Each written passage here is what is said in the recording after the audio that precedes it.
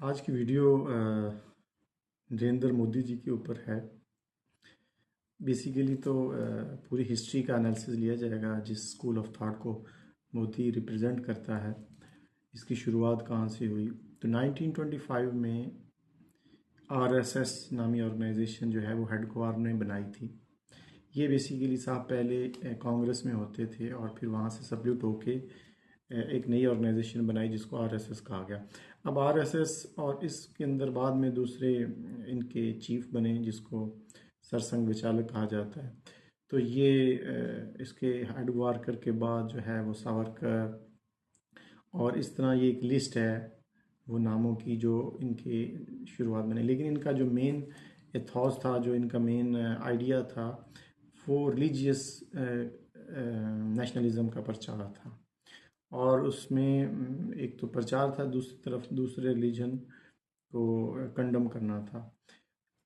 क्योंकि ये सारी चीज़ें इंडियन पॉलिटिक्स में उस वक्त हो रही थी कि रिलीजन की बेस के ऊपर बाकी आइडिया जो मज़ाहिब थे उनके लोगों को भी पुश किया जा रहा था।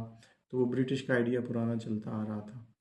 खैर, ये ऑर्गेनाइजेशन बनी तो इन्होंने फिर अपना एक पॉलिटिकल विंग भी आगे जाके बनाया आरएसएस जनसंघ के नाम से, लेकिन वो कोई इफ़ेक्टिव नहीं था। जब 1976 में इंडिया में इमरजेंसी लगी तो उसके बाद मुरारजी देसाई जो थे ये कांग्रेस ही के अंदर से सप्लिट होके इन्होंने एक जनता पार्टी बनाई थी 1977 में। अब जनता पार्टी के अंदर जनसंघ भी था और उसका ये जो अटल बिहारी वाजपेयी था ये पिलर था। ये फॉरेन मिनिस्टर बने थे 1977 में जो गवर्नमेंट बनी थी। अब अलकी अडवाणी भी इसमें शामिल था। और इसके बाद ये ऑर्गेनाइजेशन, ये जो गवर्नमेंट थी ये सिर्फ 2 साल चली। उसके बाद ये ख़त्म हो गई 1979 में।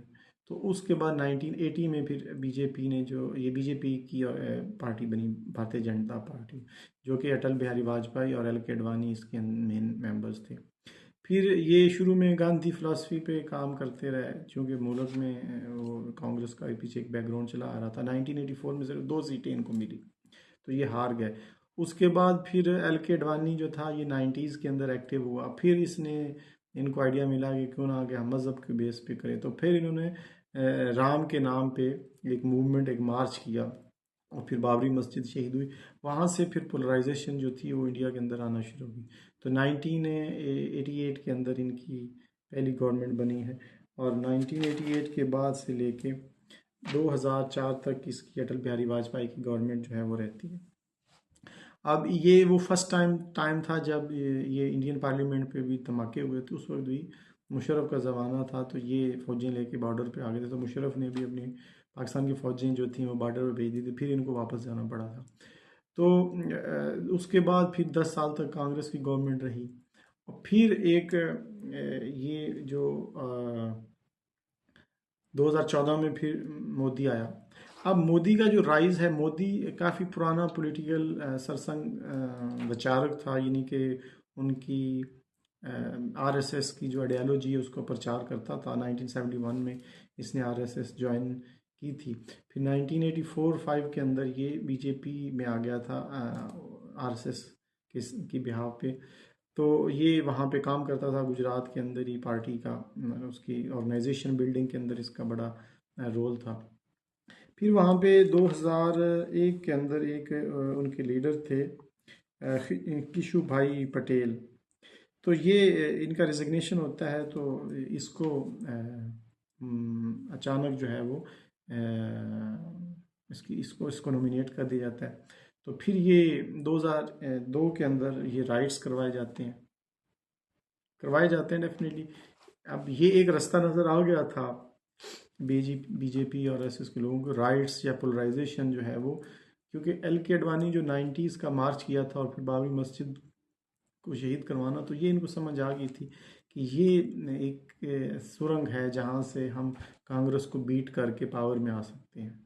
तो इन्होंने वो, अब जिस चीज़ की तरफ आप रास्ते पे दौड़ते हैं फिर वो रास्ते में आपको और ज़्यादा आपने प्रोग्रेस करनी होती तभी आप उसी पिच पे खेल सकते हैं। तो फिर इसने ये चैम्पियन था उसका राइट्स का। 2002 की मशहूर राइट्स हैं, कुछ 4000 बंदों की मुसलमानों की डेथ का कहते हैं, कुछ इस तरह जो भी उसमें नंबर की डेथ हुई, लेकिन ये बहुत बड़ा सिग्निफिकेंट नंबर था, कोई इक्का दुक्का वाक़यात नहीं थी। वहाँ से फिर इसने 3 कंसेक्टिव 2002 से लेके 2012 तक 3 दफ़ा ये चीफ मिनिस्टर बना। और इसकी उसी दौरान जो गुजरात की बिज़नेस कम्युनिटी थी उससे इंटरेक्शन, क्योंकि गुजरात में बिज़नेस माइंड के लोग हैं, बिज़नेस करते हैं, तो इसका वहाँ ही इंटरेक्शन हुआ बहुत सारे लोगों से। तो ये बिज़नेस कम्युनिटी के अंदर मुंबई या इनके इन इन इन इन इलाकों के बिजनेसमैन से भी इंटरेक्शन में था। तो वहीं से फिर बिज़नेस कम्युनिटी ने इसको सपोर्ट करना शुरू किया। और फिर ये 2012 के अंदर 13 के अंदर अटल बिहारी तो कमज़ोर हो गया था, तो उसके बाद ये एक पावरफुल लीडर के तौर पर पार्टी के अंदर से आवाज़ें, आरएसएस का भी चूँकि मेंबर था तो इसको बनाना शुरू हुआ। अब ये 2014 में चूँकि नेशनल लेवल पे लड़ रहा था, तो ये डेवलपमेंट के नैरेटिव से आया था। इसने ये नारा लगाया था कि सबका साथ सबका विकास, तो तरक्की होगी सबकी। लेकिन आइडियालॉजिकली जो जिस रास्ते पे पीछे इसकी ऑर्गेनाइजेशन थी, अब 3 मेजर ऑर्गेनाइजेशंस हैं, जो वीएचपी है और बजरंग दल है और ये आरएसएस जो मेन है। तो ये बेसिकली पोलराइजेशन या हेट या नफरत, अब इनका नैरेटिव वो यहूदियों के नैरेटिव से मिलता है। यहूदियों का नैरेटिव क्या था? वो जी मार दिया, जर्मन्स ने हमें मार दिया। तो आरएसएस भी यही नैरेटिव रखती है कि क्या हमें भी मारा जा रहा है, मेजोरिटी में हमें मारा जा रहा है, हालांकि मेजोरिटी में कैसे मारा जा सकता है। तो इनका भी वही विक्टिम पॉलिटिक्स करते हैं। फिर और अग्रेसिवली पेट्रोल बम फेंकना, पोलराइजेशन करवाना, दूसरों का मजाक उड़ाना, ये इसका कामन है। इसी सोसाइटी पे इन्होंने, इसी तर्ज पे इन्होंने सोसाइटी की जो है वो ऑर्गेनाइजेशंस किया, ऑर्गेनाइज सोसाइटी को नैरेटिव किया। लेकिन जब ये पावर में 2014 में आए, तो उसके बाद से लेके अब तक इन्होंने जो लॉज पास किए हैं वो स्पेशली वो ऐसे हैं जिससे इंडिया रिलीजियसली डिवाइड होता है, यानी कि मुस्लिम और पाकिस्तान के नाम पे पॉलिटिक्स को स्पेशली पहले तो मुसलमानों के नाम पे करते हैं। ये जो सेकंड टर्म आई और फिर अब थर्ड टर्म में ये पाकिस्तान के नाम पे होना शुरू होगी। तो सबसे पहले 2019 में इन्होंने 2019 में सिटीज़न अमेंडमेंट एक्ट पास किया था। उसमें ये था कि कोई भी शहरी बरसगीर का, यानी कि साउथ एशिया का, वो इंडियन सिटीज़न बन सकता है सिवाय मुसलमानों के। यहाँ पे भी एक रिलीजियस उन्होंने कहा। फिर आर्टिकल 370 ने रिवोक किया। अब आर्टिकल 370 ये बहुत बड़ी रिवोक, ये बहुत बड़ा बादहदी थी इस सेंस में कि ये जब यूनियन बनी थी, India is not a nation, India is not a country, क्योंकि इसमें कई नेशंस थी, कई यूनियंस थी, कई रियासतें थी जिन्होंने इंडिया से इलाक किया था। तो इट वाज लाइक यूरोपीय यूनियन। अब यूरोपीय यूनियन में, यूरोपीय union is not a country, it's a union. इसी तरह इंडियन यूनियन था जब ये 1947 में अंग्रेज़ों ने इसको लेफ्ट किया। तो उस वक्त कश्मीर, जम्मू एंड कश्मीर अलग से एक इंडिपेंडेंट रियासत, तो उन्होंने इल्हाक किया था। और ये इसका मुआहदा होता है कि वो उसको पास रखना होता है। ये नहीं होता कि जब आप पावरफुल हो जाएं तो उन मुआहदों को तोड़ दें, ये तो बता दी। तो इन्होंने वो जम्मू कश्मीर आर्टिकल 370 रिवोक कर दिया। उसके बाद इन्होंने जम्मू एंड कश्मीर को 3 हिस्सों में बांटा, लद्दाख, जम्मू एंड कश्मीर, वैली। अब वैली का इलाका वो बहुत थोड़ा सा है, उसमें सिर्फ 2 MNA उसको इंडिया में बोलते हैं, वो नेशनल असम्बली में इस दफ़ा पहुंचे। तो जम्मू और अलग हो गया और लद्दाख को भी लाए, तो ये इनको यूनियन टेरिटरी बना दिया गया। तो ये बहुत बड़ी एक चेंज थी। अच्छा, फिर ट्रिपल तलाक। अब ट्रिपल तलाक, अब तलाक तो हो जाती है या शरई हालत से जो भी उसकी एक है, लेकिन अगर जो बंदा तलाक देता है ट्रिपल, उसको उसको क्रिमिनलाइज कर दिया गया, यानी कि उसको फिर 3 साल, ये पूरी दुनिया में पहला कानून है कि तलाक देने पे आपको जेल होगी। ठीक है। तो तलाक मुसलमान, वो भी सिर्फ मुसलमानों के लिए, ये नहीं कि हिंदू, या तो हिंदुओं के लिए भी करें, सबके लिए करें, तो बराबरी है। सिर्फ मुसलमान अगर तलाक देगा, इमरजेंसी तलाक ही होती है किस्म की, तो वो उसको 3 साल सजा होगी। और इन्होंने कहा वाह जी, मुसलमानों के लिए तो हमने बड़ा अच्छा किया, मुसलमान औरतों के लिए हमने बड़ा काम किया है, मुसलमान औरतों के हकूक के लिए हम काम कर रहे हैं। फिर ये एंटी कन्वर्जन लॉज बनाए कि मुसलमान हिंदू हो सकता है, हिंदू जो है वो मुसलमान नहीं हो सकता, ये उसके लिए कोई इजाज़त लेनी पड़ेगी। ठीक है। तो ये इस तरह के इन्होंने लॉज बनाए। फिर इन्होंने अभी जो लॉ बनाया है कि ये वक्फ बोर्ड, ये एक बहुत बड़ा वक्फ बोर्ड है, बहुत पुराना इदारा है सब कॉन्टिनेंट में, इंडिया में। ये तकरीबन बैक 8000 ईयर्स बैक है, ठीक है। महमूद गजनवी या शायद मोहम्मद गौरी के ज़माने में ये बना था। तो अब वो चला रहा है, उसके पास ज़मीनें हैं, लोग अपनी पर्सनल ज़मीनें उसको दे देते हैं और वो ट्रस्ट चलती आ रही है। उसको ख़त्म इस सेंस में किया कि वहाँ पे उस लॉ को ख़त्म कर दिया। अब वक्फ बोर्ड के अंदर मेंबर्स गैर मुस्लिम आ सकते हैं, जबकि जो हिंदू, जो नॉन मुस्लिम्स के वक्फ हैं या उनकी जो ट्रस्ट हैं, उनमें मुसलमान नहीं आ सकता, इधर आ सकता है। तो इस तरह उनकी पावर को, उनकी प्रॉपर्टीज़ को खींचने की ये मुसलमानों को तोहफे इसने दिए हैं।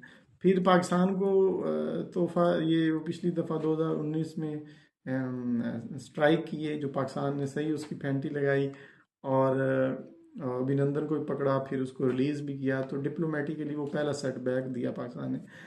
अब दूसरा सेटबैक जो है वो इसको अभी जो हुआ है वो तो सबके सामने है, अभी तो याद ताज़ा है, ठीक है। तो किस तरह पाकिस्तान ने उनके क्योंकि उस वक्त उन्होंने ये बहाना किया, नलायक स्टूडेंट होता है ना, कहते मेरे पास कॉपी या पेंसिल नहीं है, जब वो ये देखना मैं टॉप करूँगा। तो उस वक्त उनकी जब 2019 में पाकिस्तान ने मारा तो कहा इन्होंने F-16 से मारा है, तो हमारे पास राफेल नहीं है, अगर होंगे तो हम पता नहीं क्या कर देंगे। तो फिर उन्होंने राफेल लिए, फिर उन्होंने कहा हाँ आप पाकिस्तान आएंगे तो हम देखेंगे पाकिस्तानियों को ये कैसे करते हैं, बिग बर्ड्स आर कमिंग, ठीक है। तो उन्होंने बिग बर्ड्स को भी मार दिया, ठीक है। तो बात यह है कि और फिर अच्छा मज़े की बात है कि अब इम्पोर्टेड तैयारे थे, इम्पोर्टेड ड्रोन्स थे, इम्पोर्टेड S-400 जो रशियन था, वो मिसाइल टेक्नोलॉजी थी, ठीक। तो ये सारी इम्पोर्टेड टेक्नोलॉजी है। और अभी जब हारे हैं और स्विच फायर हुआ है तो वो उसको इंडिया की तरफ से ये कहा गया है कि हम तो अपनी ही टेक्नोलॉजी यूज़ कर रहे थे, हम तो आकाश टेक्नोलॉजी यूज़ कर रहे थे, हम अलग S-400 कर रहे थे। तो हाँ ब्रोमोस को फेल, उसकी अब एग्जैक्ट तो नहीं आइडिया उसको किस हद तक हुआ, लेकिन पाकिस्तान ने उसको न्यूट्रलाइज किया है। तो एक ये बदाइल उनका था, बाकी तो सारी इम्पोर्टेड टेक्नोलॉजी ही वो यूज़ कर रहे थे। लेकिन इसमें एक मैसेज है कि ये आखिर कर क्यों रहे हैं, अपनी सोसाइटी को पोलराइज करके। अब बेसिकली इसमें एक नैरेटिव ये है कि मोदी यूज़ हो रहा है अगेंस्ट चाइना के, यूज़ हो रहा है क्योंकि यूएस को इसकी ज़रूरत है। तो ये इसकी फर्स्ट एक टेस्टिंग थी पाकिस्तान के अगेंस्ट। तो अब ये बेसिकली इसके जो अगर माइंड सेट का एनालिसिस किया जाए तो ये हिस्टोरिकली 1000 साल पहले की पॉलिटिक्स को मिस इंटरप्रेट करके आज के अपने शहरियों को डिसरिस्पेक्ट, ह्यूमिलिएट कर रहा है, अपने सिखों को, स्पेशली मुसलमानों को, और हिंदुओं को इससे क्या फ़ायदा होगा। अब हम टर्म हिंदू का भी एनालिसिस करते हैं। बेसिकली तो ये मोदी की अगेंस्ट, मोदी की फ़िलासफ़ी को हम प्रेजेंट कर रहे हैं इस वीडियो में, लेकिन टर्म हिंदू का भी एनालिसिस बहुत ज़रूरी है कि हिंदू कौन है, क्या हिंदू कोई एक मज़हब है। अगर हम इसको ब्रेक डाउन करें तो हिंदुज़म कोई एक मज़हब नहीं है। नॉर्थ इंडिया में जिन खुदाओं की जो डाइटीज़ हैं वो डिफरेंट है, जो साउथ इंडिया है उसमें जो डाइटीज़ हैं वो डिफरेंट है, जो वेस्टर्न इंडिया है उसमें डाइटीज़ डिफरेंट है, सेंट्रल इंडिया में डाइटीज़ डिफरेंट है। इसका मैं आपको नाम लेके जो है वो बताता हूँ। अब जो नॉर्थ इंडिया है उसमें रामा, कृष्णा, दुर्गा, शिवा, हनुमान, ये इनकी पूजा होती है। और याद रखें एंशिएंट हिस्ट्री में जो जिस गॉड की पूजा होती थी वो ही उसका धर्म होता था। तो दूसरा साउथ इंडिया में मुरुगन, विष्णु, शिवा, अमन इनकी होती है परस्तिश। वेस्ट इंडिया में कृष्णा, कंदोबा, गणेश, दुर्गा, शक्ति इनकी पूजा होती है। ईस्ट इंडिया में दुर्गा, काली, जगन्नाथ, शिवा इनकी पूजा होती है।